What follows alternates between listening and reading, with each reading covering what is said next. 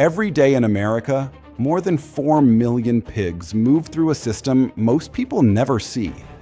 That crispy bacon in your pan, that pulled pork sandwich, that ham at your family dinner.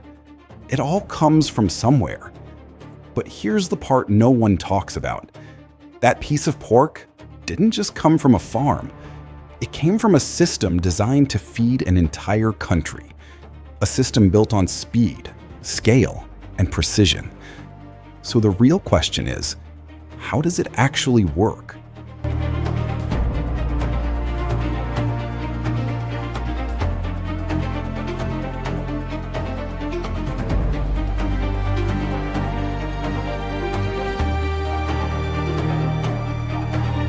Where does America's pork really begin? Not in a factory, not even in one place. It begins across more than 63,000 farms spread across the United States. From Iowa, where pig populations outnumber people, to North Carolina and Minnesota, where entire regions are built around livestock production. This is not farming in the traditional sense. This is a network.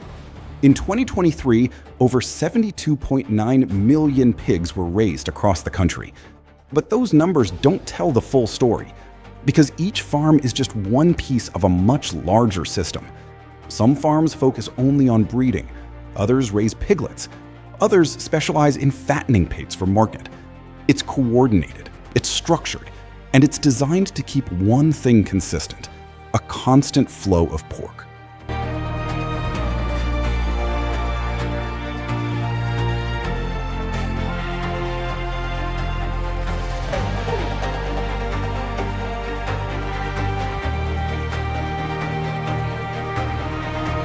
So how are millions of pigs created every year? The answer is control. On many large-scale farms, reproduction isn't left to chance. It's planned, carefully timed, and often carried out through artificial insemination.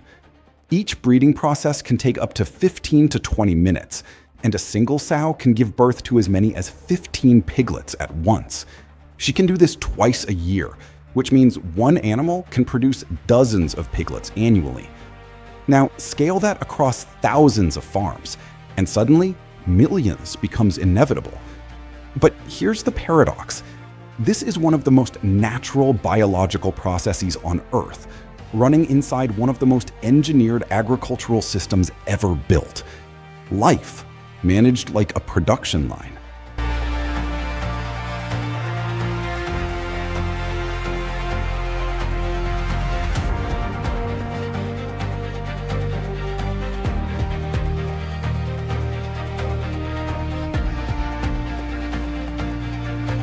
Once piglets are born, everything becomes a race against time. How fast can they grow? How efficiently can they convert feed into weight? Most pigs in the US reach market size in just 6 to 8 months. At that point, they weigh around 250 pounds. But they don't get there by accident. Their diet is carefully optimized, primarily corn and soybeans, two of the most abundant crops in the country. In fact, feeding alone accounts for nearly 75% of the total cost of raising pigs, which reveals something deeper. This isn't just about raising animals. It's about converting crops into protein as efficiently as possible. Corn becomes feed. Feed becomes weight. Weight becomes meat. And efficiency determines everything. Because in a system this large, small improvements mean massive impact.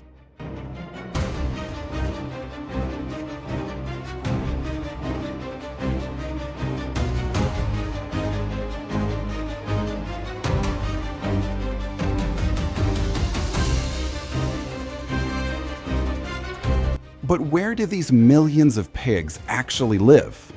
For most of their lives, indoors. Modern pig farms often rely on controlled barn environments. Temperature is regulated, airflow is monitored, health conditions are carefully managed. Each pig is given a defined amount of space, typically between 8 to 16 square feet. From a production standpoint, this makes sense. It reduces disease, it stabilizes growth, it increases predictability. But this is where the conversation becomes more complicated. Because while the system is incredibly efficient, it raises a question that doesn't have a simple answer. If efficiency is maximized, what happens to everything else?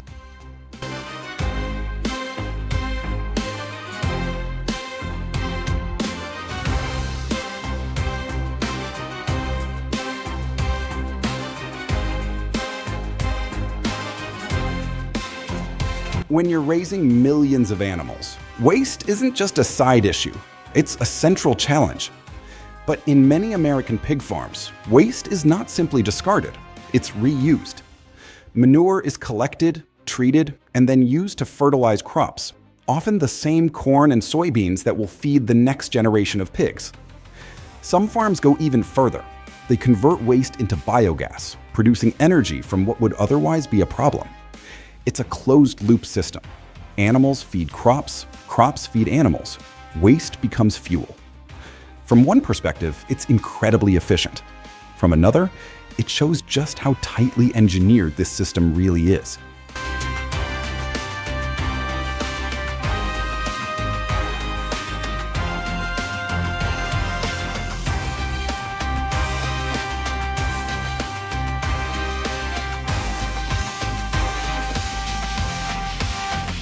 So when does a pig actually become food? The answer lies in one of the most tightly coordinated parts of the entire system: processing. Across the United States, there are thousands of facilities designed to handle livestock at scale, and on average, more than 1,000 pigs are processed every single hour. But this isn't chaos, it's precision. The moment pigs arrive, everything is timed, structured, and controlled. The process is typically divided into 3 main stages: preparation, cutting, and further processing. Each step is optimized for speed, but also consistency, because in a system this large, inconsistency becomes a problem. After processing, the meat is quickly sorted, packaged, labeled, and tracked. Every product is identified. Every movement is recorded. From this point on, it's no longer an animal. It's inventory, and it's already on its way to becoming something familiar.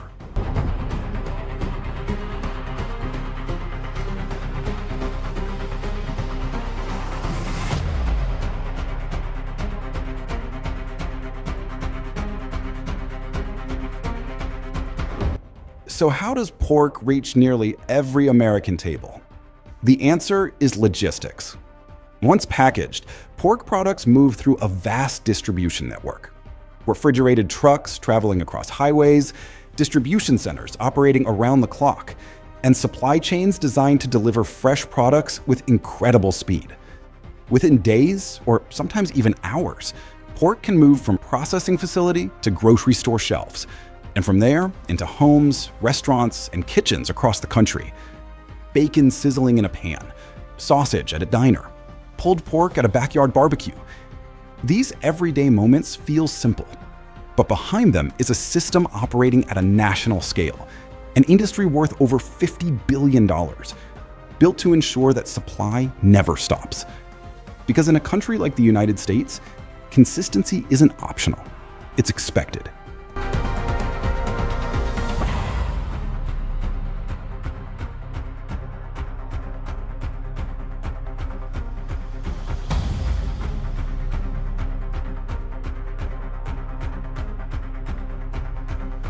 At this point, the system starts to reveal its true purpose. It's not just about producing pork. It's about feeding millions of people, every single day. Farmers, technicians, drivers, processors, all connected in a continuous chain. Each part depends on the others. If one link breaks, the entire system feels it. From this perspective, pig farming isn't just agriculture, it's infrastructure, as essential as roads, energy, or water. And for many people, that makes one thing clear. This system works.